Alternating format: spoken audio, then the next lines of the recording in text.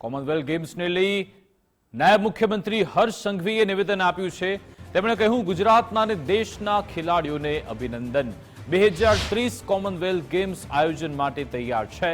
ગુજરાતમાં સ્પોર્ટ્સ ઇન્ફ્રાસ્ટ્રક્ચરના ઉપયોગ માટે દરવાજા ખુલ્લા। દેશના ખેલાડી મહેમાન નહીં પણ રાજ્યના ભાઈ બહેન છે તેવી વાત પણ તેમણે કરી હતી।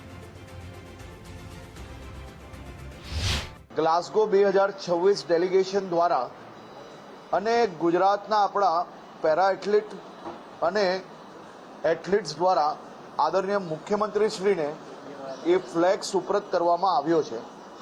આવનારા દિવસોમાં રાજ્યના તમામ જિલ્લા ખાતે જે જિલ્લા કક્ષાના સ્પોર્ટ્સ કોમ્પ્લેક્સ છે તેમાં વધુમાં વધુ ખેલાડીઓ કઈ રીતે જોડાઈ શકે તે માટેનો બી યોજના રાજ્ય સરકાર દ્વારા આગળ વધી રહી છે।